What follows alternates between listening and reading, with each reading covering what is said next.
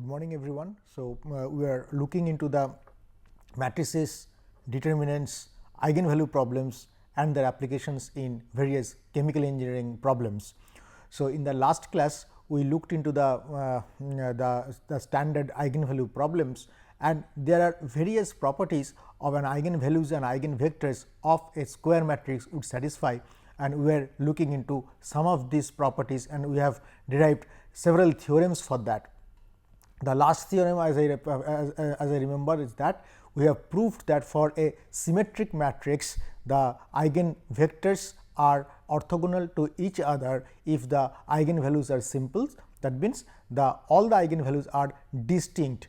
Now, in this class we will look into one more theorem that will be quite appropriate, and it will be quite useful as we go along this course, various classes of this course. This theorem is the last theorem that we are going to look into the series of theorems that of an eigenvalue problem should satisfy, and after this we will be looking into some of the typical major applications of eigenvalue problems in chemical engineering applications. Now, this theorem is that for the eigenvectors for a matrix and its its transpose matrix, they are orthogonal to each other. They form a bi-orthogonal set. We have already seen earlier that the eigenvalues of a matrix and its transpose matrix are identical, and but their eigenvectors may not be identical. So, in this theorem we will be proving that eigenvectors of A and A transpose, where the matrix is A, they are mutually orthogonal to each other and form a bi-orthogonal set. So, the last theorem that we are going to prove, which deals with properties of the eigenvectors, is that eigenvectors of a matrix A and its transpose matrix A transpose, they form an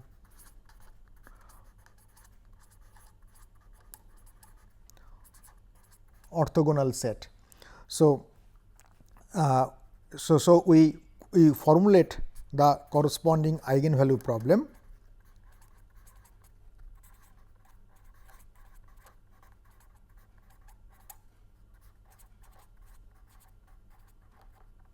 This problem is A x I is lambda I x I, that is number 1. Next one is A transpose y j is lambda j y j. So, this is y. This is the eigenvalue problem for the matrix A, and this is the eigenvalue problem for the matrix A transpose, where x i's are eigenvectors of matrix A and y j's are the eigenvectors of matrix A transpose. So, next what we do?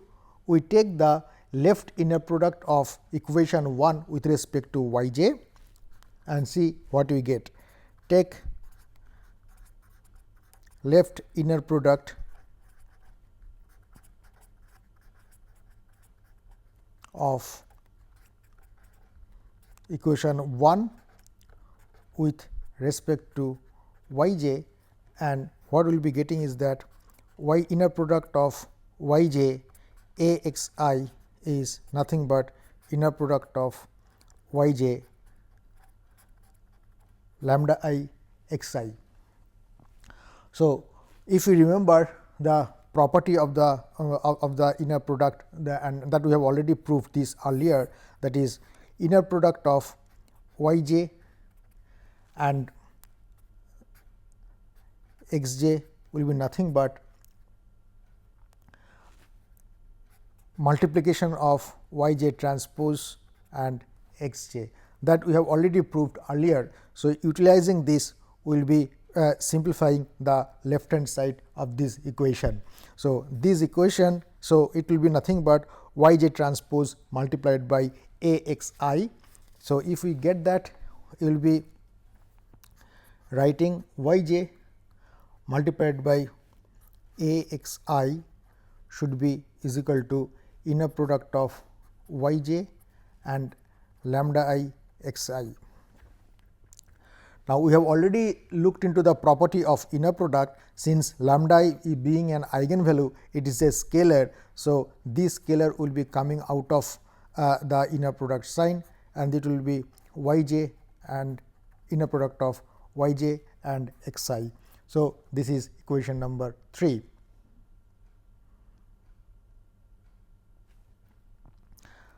Okay. So, next we will take the inner product of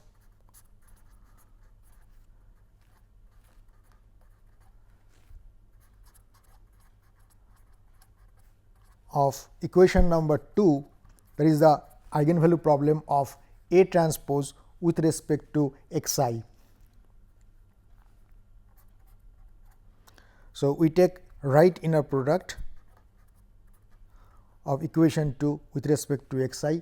If we do that, what we will be getting is that inner product of A transpose y j and x I should be is equal to inner product of lambda j y j and x I.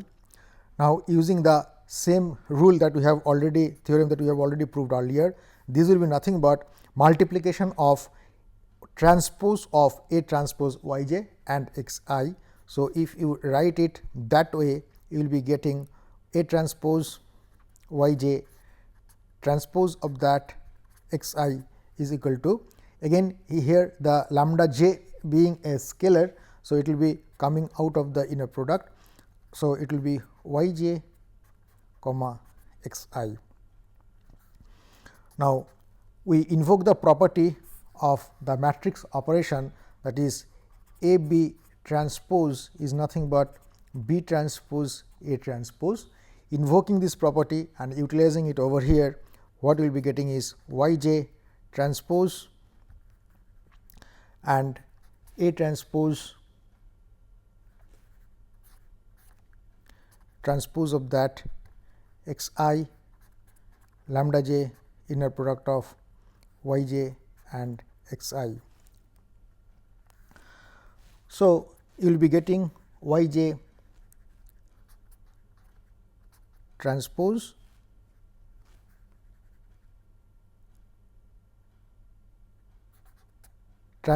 of transpose. So, it will be A transpose and entire A transpose should be is equal to lambda j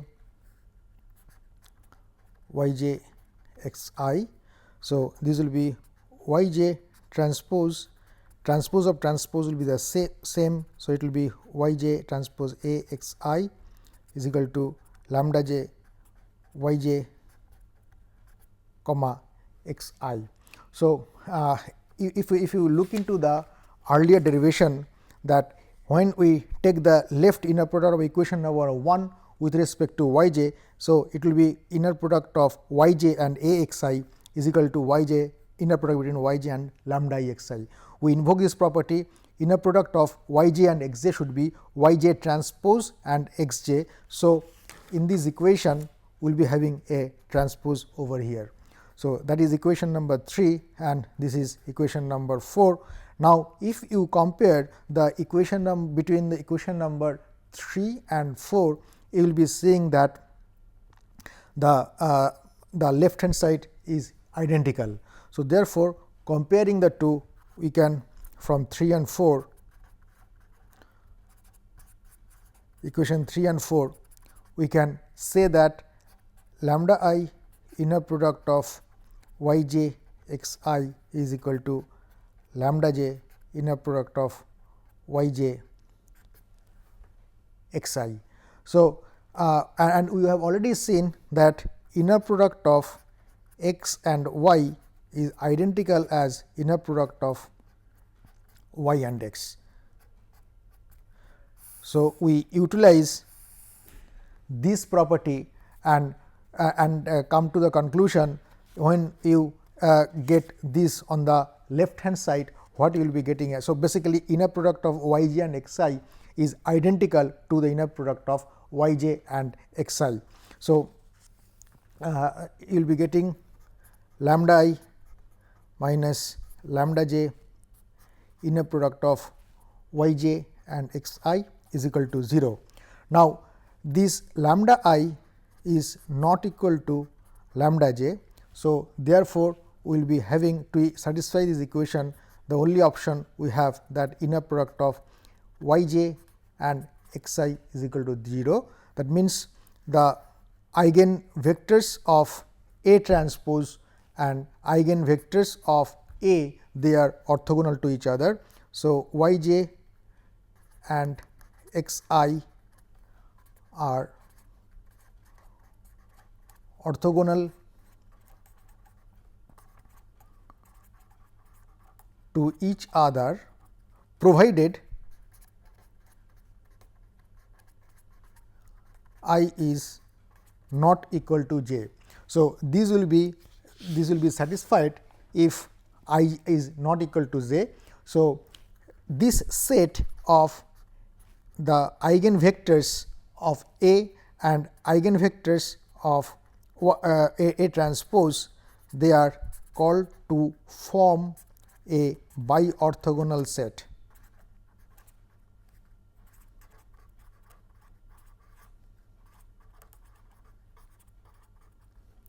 So, if we talk about a vector in R3 space, a matrix in R3 space. So, it will be a 3 into 3 matrix. A is basically have a size 3 into 3, and it will be having the eigenvectors x 1, x 2 and x 3. Similarly, A transpose will be having eigenvectors y 1, y 2 and y 3.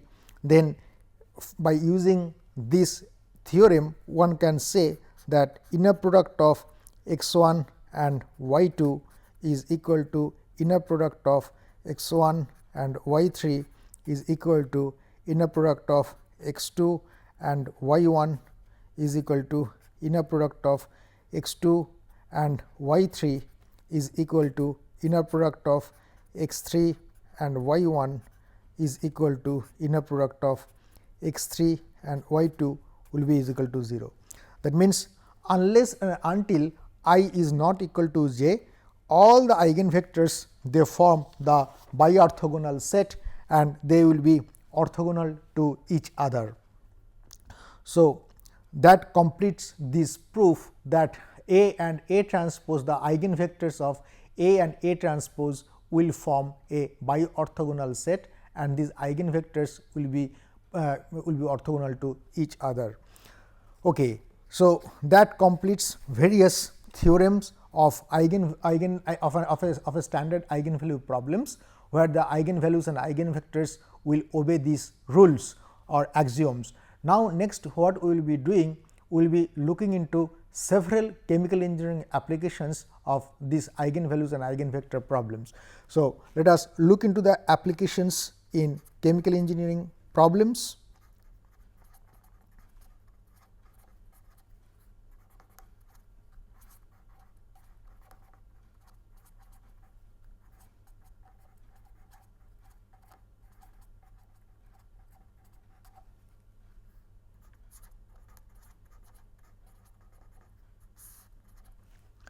Okay. The first application I will be talking about is the solution to non-homogeneous set of algebraic equation. Whenever we will be writing the mathematical models for any chemical engineering systems, typically for a steady state problem, you will be landing up with a set of algebraic equation. In case of transient problems, you will be landing up with a set of ordinary differential equations. Now, both of these set of equations, either algebraic equations or ordinary differential equations, they are typical for any chemical engineering processes depending on the steady state and unsteady state. Now, using these eigenvalue problems, one can elegantly solve this set of equations. So, we will be using this method or the eigenvalue method as a tool to solve various chemical engineering problems. Now, we will be looking into the solution of set of algebraic equation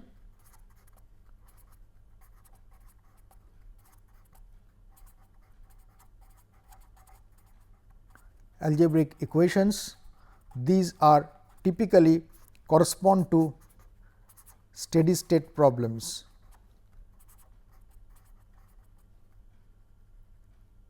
Steady state situation.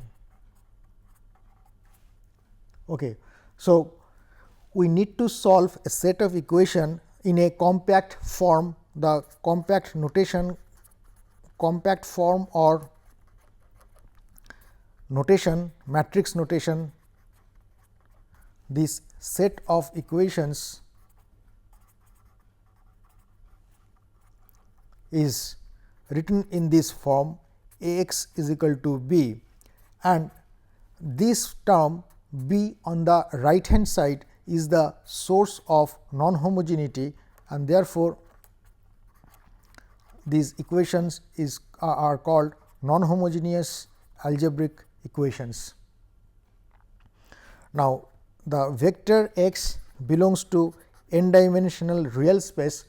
We formulate the whole problem in a more generalized fashion, so that it can be reduced to solution of any dimensional finite dimensional problem, maybe 3 dimensional problem, maybe 10 dimensional problem.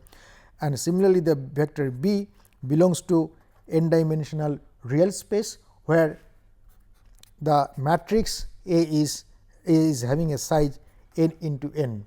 Now, out in this equation 1, A, B are known, both A, B are known, because whenever you are writing, you are modeling the chemical engineering process, what you are basically doing, you are writing some mathematical expressions to express the chemical engineering processes. So, that is called the modeling. Solution of them is the simulation.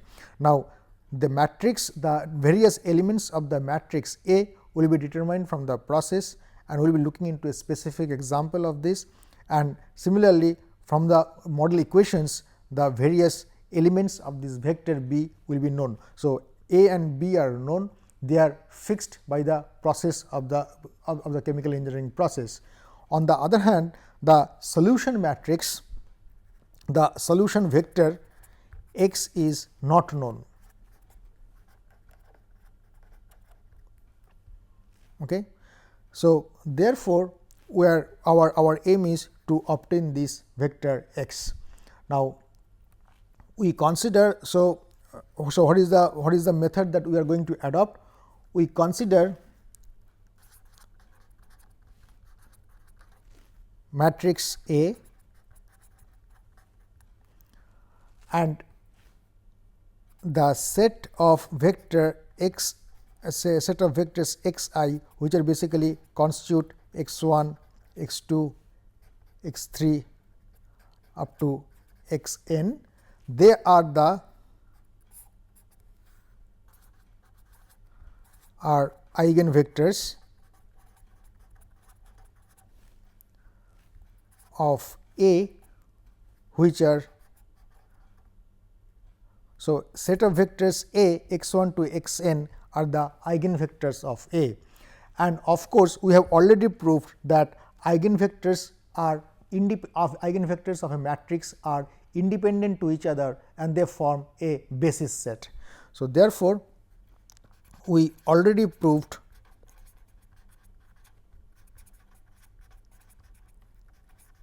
that eigenvectors of a matrix A are always independent, they form independent set of vectors. So, therefore, they form a basis set.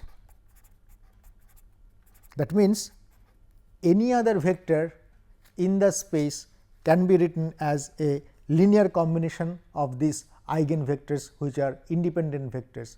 Therefore, this the vector b in equation number 1 can be expressed as a linear combination of eigenvectors which are nothing but eigenvectors of the matrix A. So, let us express the vector b as a linear combination of eigenvectors I is equal to 1 to n. So, since x i's form the basis set vectors or independent set vectors. So, therefore, the vector b can be expressed as a linear combination of this. Okay. So, the coefficients beta I are not known to us, we are going to determine it. Now, let us consider another case. Let us consider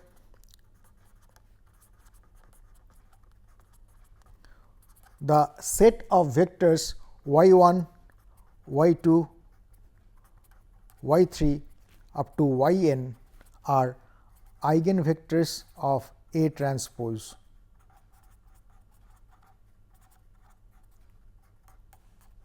A transpose, and since these are also eigenvectors of a matrix A transpose, they form a set, they form a basis set.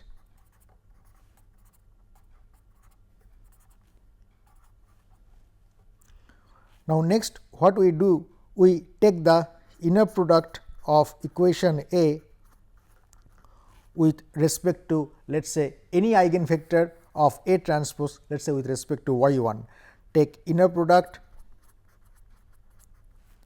of equation 1 with respect to vector y 1.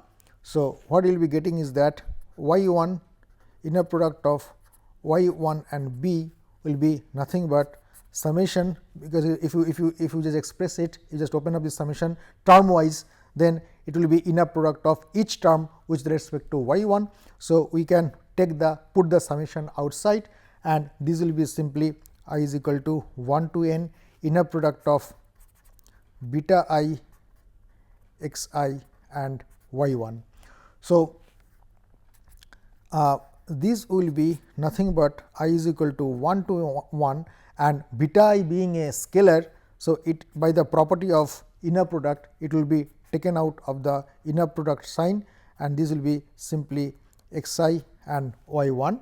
Now, we open up this summation. So, this sum, if you open up this summation, this will be become beta 1 inner product of x 1 y 1 plus beta 2 inner product of x 2 y 1 plus beta 3 inner product of x 3 y 1 likewise, and finally, you will be having beta n inner product of x n and y 1. And we have already seen that for the two matrices in this class, the first theorem that we have proved in this class, that for the matrix A and A transpose, the corresponding eigenvector will form a bi-orthogonal set. So, therefore, x I and y j inner product of that will be always equal to 0 for I is not equal to j, where x i's are the eigenvectors of A and y j's are the eigenvectors of A transpose. Therefore, will be all these terms will be equal to 0, x 2 inner product of x 2 and y 1, x 3 and y 1, x n and y 1. Only one term will survive out of the summation series, and that will be beta x 1 and y 1. So, inner product of x 1 and y 1. So, you will be able to calculate the value of beta 1, that will be simply y 1 inner product of y 1 and b and inner product of x 1 and y 1. So, you can write it in more compact notation y 1 transpose b and x 1 transpose y 1. So, it will be matrix multiplication. So, therefore, this whole thing can be calculated as beta 1. So, you can generalize it and we will be able to get the form of beta 1 as y 1 y I transpose B, and you can write it as x 1 transpose y 1.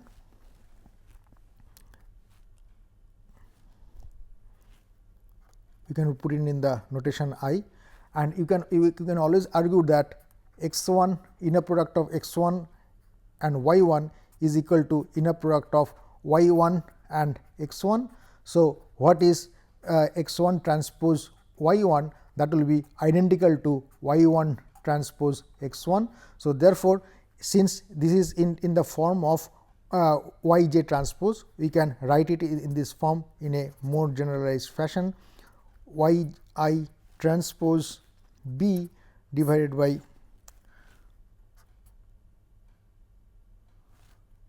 y I transpose x I. Sorry, this will be y, this will be y. So, they are identical. Inner product of x 1 y 1 is equal to inner product of y 1 x 1. So, inner product of x I and y 1 is identical to inner product of y I x I.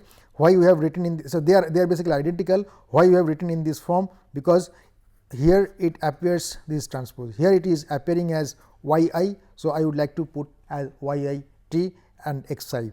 Why I will be doing that?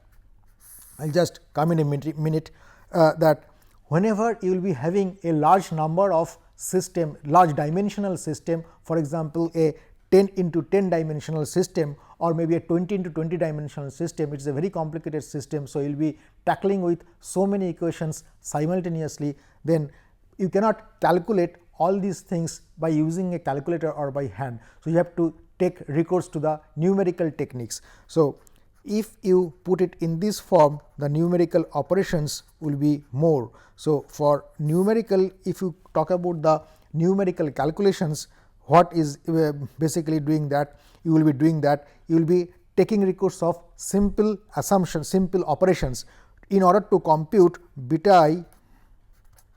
To compute beta I, what you have, the operations you have to take, you have to basically get, once you have the have a vector, you have to get the transpose of the vector.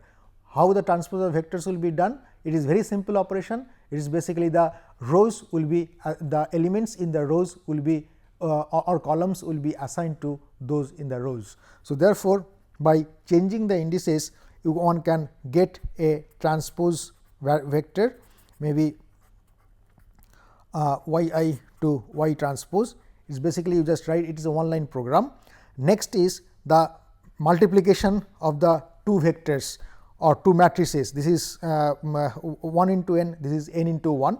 So, you can have a matrix multiplication, and this matrix multiplication, if you remember, it is basically multiplying the corresponding terms and then add them up. Okay, you multiply the corresponding terms and add them up, and that will be giving the value of the multiplication of the matrices.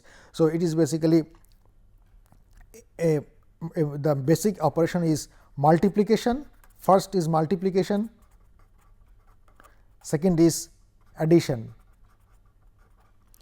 You multiply the corresponding elements and add them up. So, therefore, once you get this operation y I to y transpose, so by writing one simple 1 or 2 lines simple subroutines, you need not to compute x I transpose. So, what is the advantage you are going to get by writing it in this form? The advantage is that once you are writing a program for getting the value of elements of y I transpose, you need not to compute the elements of x I transpose. Same y I transpose will be appearing in the denominator and the numerator. So, you avoid one more subroutine which will be calculating x I transpose. So, that is not required, that is why we have written this this equation keeping the denominator in the form of yi transpose. So, that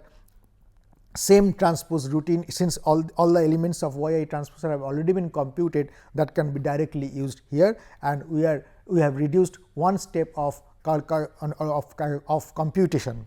So, therefore, it is a known vector B, and xi's are known because they are the eigenvectors of the matrix A. Yi's are known because they are the eigenvectors of y transpose. So, we will be able to compute the values of beta I. So, beta i's will be calculated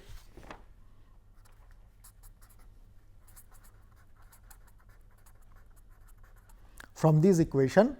Now, if you remember that in our original problem, our aim is to calculate x in equation number 1. Our aim was not to calculate beta I, but our aim was to calculate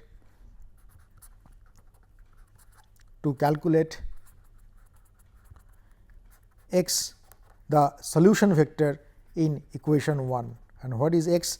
It is nothing but the solution vector.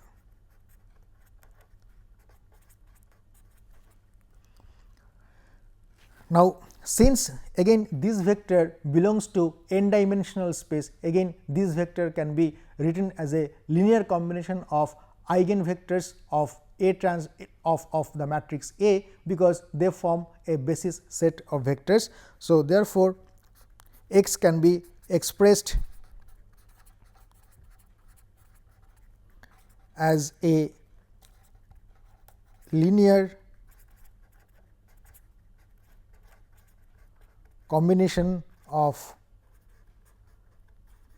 basis set vectors which are nothing but the eigenvectors of matrix A.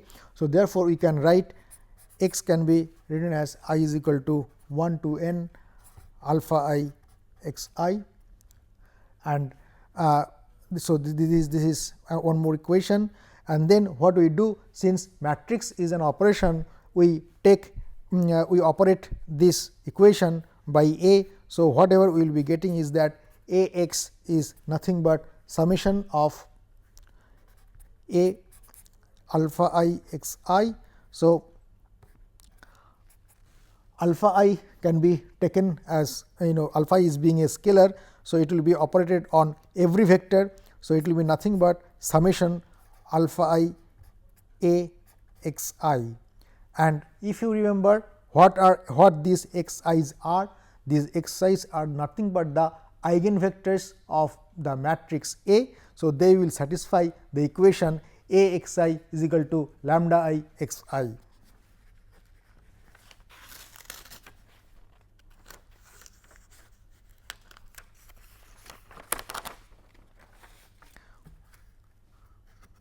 So, A x i's will always satisfy the corresponding eigenvalue problem. This is the eigenvalue problem of A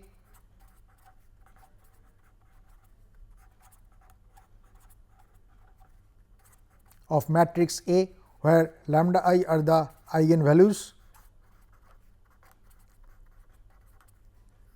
and x i's are eigenvectors.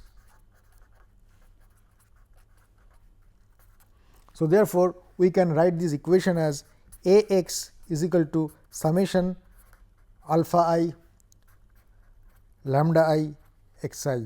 So, this is equation number 3. Similarly, we have the, if you remember what was our original problem, the original problem was a set of non-homogeneous equations. So, A x is equal to B. So, therefore, we just substitute A x by this equation. So, this will be summation alpha I lambda I x I, and this B, if you remember from equation number 2, we have written as B as a linear combination of the eigenvectors x I. So, this will be nothing but beta I x I, where the index I runs from 1 to n and 1 to n. So, therefore, we can take this on this side. So, this will be alpha I lambda I minus beta I is equal to multiplied by the vector x I is equal to 0, where the index I runs from 1 to n. Now, since x I forms an independent set of equation or independent set of vectors. So, they are members of a basis set, they are all independent. So, therefore, to satisfy this equation to be 0, all the coefficients have to be identically equal to 0, and we have already proved this earlier. So, therefore, to satisfy equation number 4,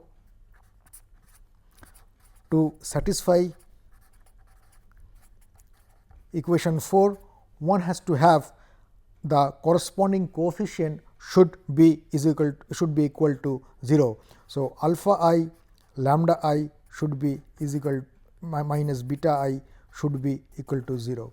So, therefore, the condition that we are going to have to get this equation correctly, we have the alpha I is equal to nothing but beta I by lambda I.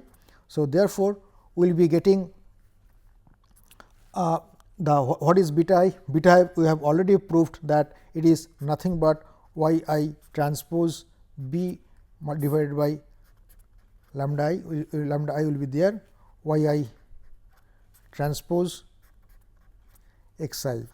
So, this will be the expression of alpha I, and if you remember what these alpha i's are there, alpha your solution vector is formed by alpha I x I. So, this is the solution vector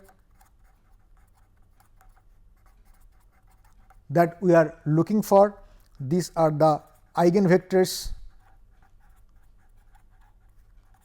of A. So, these are known. Alpha I are the corresponding alpha I is obtained from this equation. So, where in this equation B is a known vector, y I are the eigenvectors of A transpose. So, again this is a known vector. So, the numerator can be computed, lambda I are the corresponding eigenvalues of A. Eigenvalues of A and A transpose both are identical, we have already proved that. So, this is also known, numerator is known, and x i's are basically the eigenvectors of A, they are also known. So, alpha I can be computed. Once alpha I is known, by using this equation you can x I is unknown and alpha is unknown, you can get the solution vector x. So, therefore, this is an elegant way of getting the solution of set of algebraic equation. So, let us look into what are the different subroutines one has to make to compute this problem, for solution of this problem numerically. Subroutines one has to write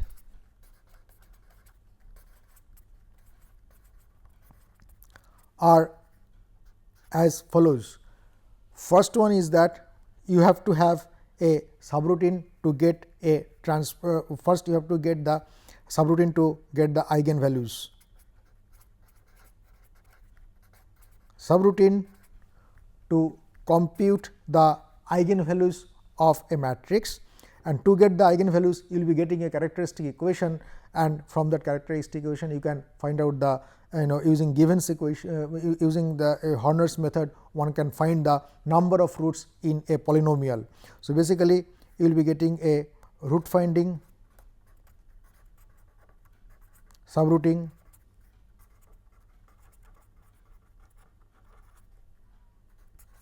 get roots or zeros of a polynomial. Next, corresponding to these eigenvalues, you have to have a subroutine for eigenvectors. Maybe there are several methods, Given's method is one of them. So, you can compute the eigenvectors, then only these two are the major things. Then you have to write a program which will get a transpose matrix from a matrix, convert a program that converts A to A transpose. that is again a small program, couple of lines program maybe. Then second, a program for summation for matrix multiplication.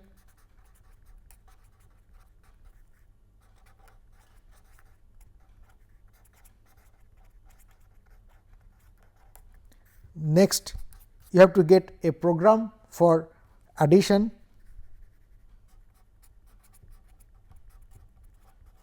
Because you have to, whenever you multiply, you have to add the multiply the corresponding elements and add them up. So basically these will be included here itself. So you require to have a matrix multiplication. Multiplication includes the multiplication of the corresponding elements and then add them up. So therefore it does not matter. So the addition operation is included into the matrix multiplication subroutine. So you require only these 4 operations, 4 subroutines to compute the solution vector x from a set of algebraic equations. Now that completes the method how to compute the solution of set of non-homogeneous algebraic equation using the eigenvalue problem, whatever we have discussed in the last few classes. Now if you remember, how will you solve a set of non-homogeneous algebraic equation? Probably if you remember Gauss-Seidel algorithm or by Gauss elimination method, one can compute either analytically or numerically. If it is a large dimensional problem, it is easier to go for numerical techniques. Now for implementing Gauss-Seidel algorithm, the major problem or the major barrier one will face is getting the inverse of the matrix.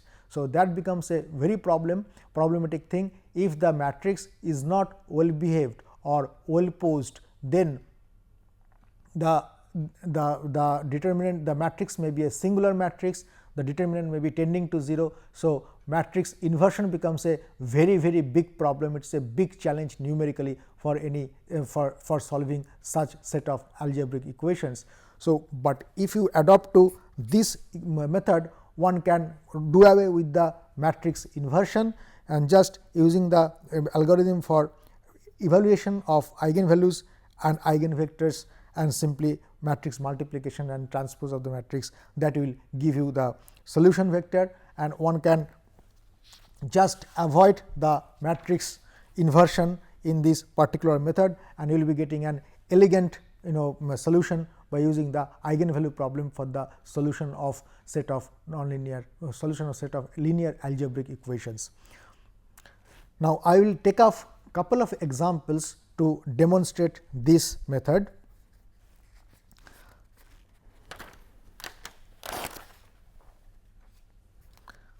The first example that I will be talking about is solution of the problem A x is equal to b, where I will be taking a very simple problem in order to demonstrate. Otherwise, if it is I will be taking a 2-dimensional problem for demonstration purposes.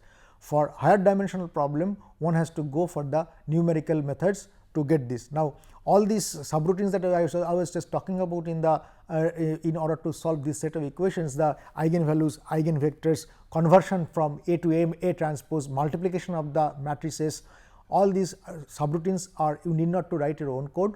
These subroutines are always available in the numerical recipes, either in they are available either in Fortran or in C++, or one can use the MATLAB code to connect all these routines together and can get the complete solution numerically. So you need not to write your own code. You can invoke these subroutines either from libraries or MATLAB, or you can join them up to get a complete solution. So for the demonstration purpose, I will be taking up this example A x is equal to b, where the elements of A are -2 and 2, 1 and -3, and solution matrix, the solution vector x will be composing of 2 elements x1 and x2, and b will be composing of -1 and 0.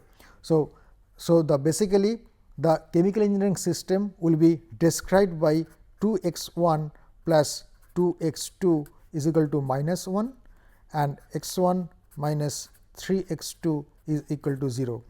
The chemical engineering process will be having 2 unknowns and these two unknowns, you will be requiring two equations to solve them uniquely. So, therefore, these are the model equations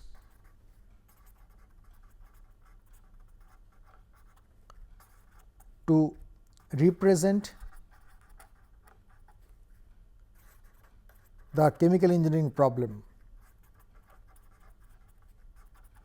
and probably this chemical engineering system is operating under steady state. So, we model the equation, model the system by writing these two equations. So, these two equations can be written in a compact matrix form in the form of x equal to b in this fashion. Now, our aim is to find out what are the solution vector x 1, x 2 like that. In this case, since it is 2 into 2 matrix, we will be having only two elements in the solution vector x 1 and x 2. So, our aim is to obtain x 1 and x 2. So, first step,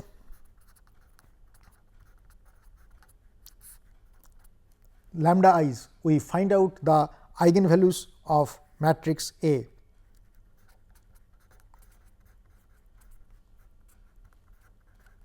Evaluation of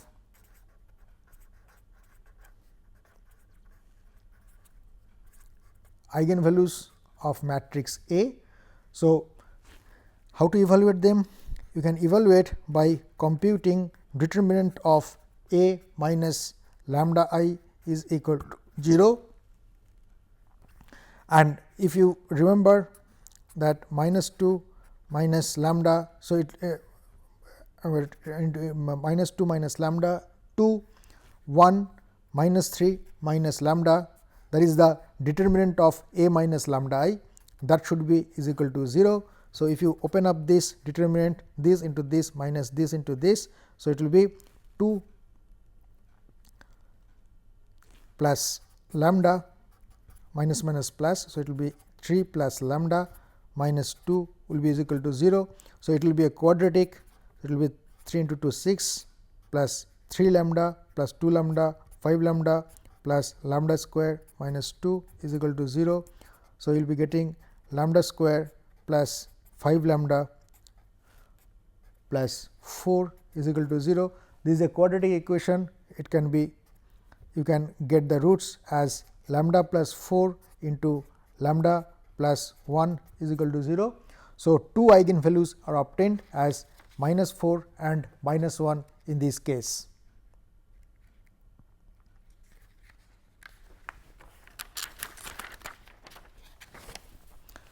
So, the eigenvalues are lambda 1 is equal to minus 4,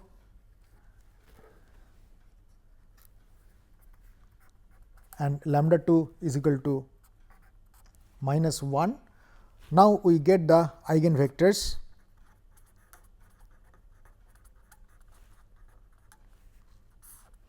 Corresponding to lambda 1, you will be having the eigenvector x 1. So, A x 1 will be nothing but lambda 1 x 1. So, A minus lambda 1 I x 1 should be is equal to 0. So, what you will be getting is that I am writing the elements of this matrix minus 2 minus lambda 1 2 1 minus 3 minus lambda 1, and the elements of the eigenvectors are x 1 and x 2, and that will be equal to 0. Now, if you put lambda 1 is equal to minus 4, you just write. So, let us write these elements of this equation of this matrix 2 2 1 1 x 1 x 2 will be is equal to 0. So, therefore, we constitute the corresponding two equations 2 x 1 plus 2 x 2 is equal to 0, x 1 plus x 2 is equal to 0. So, they are giving basically identical solution. So, you have to just assume one value. So, if x 1 is equal to 1, then x 2 is equal to minus 1. So, 1 minus 1 will be one of the eigenvectors corresponding to the eigenvalue lambda 1 is equal to minus 4. So, therefore, x 1 is nothing but 1 minus 1, that is the solution of this set of equation. So, 1 minus 1 will be the eigenvector corresponding to lambda 1 is equal to minus 4. So, we write it down more explicitly. So, x 1 is equal to 1 minus 1 is eigenvector corresponding to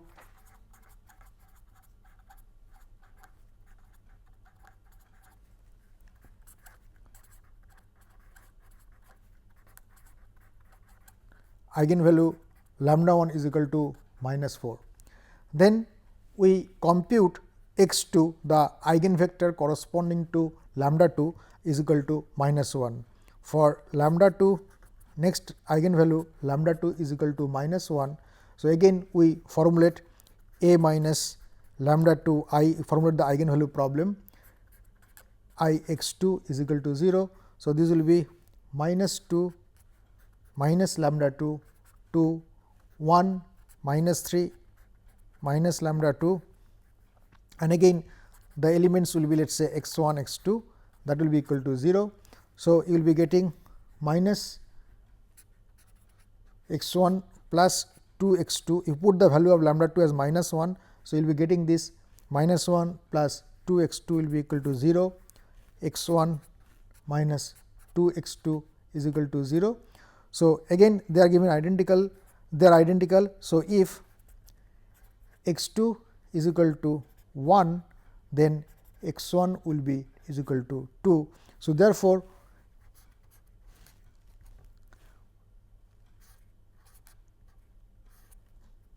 two 1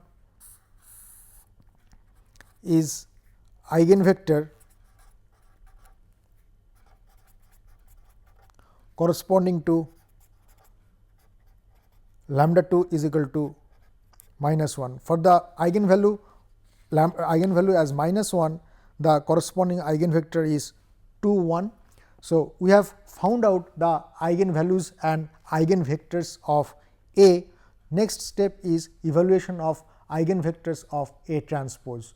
Now, we have already seen that eigenvalues are identical for a matrix A and its transpose matrix A and A transpose, but the eigenvectors are different. So, therefore, in the next class we will be looking into how the eigenvectors are evaluated for A transpose, and the rest of the solution follows, and we will closely look into the solution step by step and complete the problem in the next class. We stop this class here, and we will start the next class after few minutes. Thank you very much.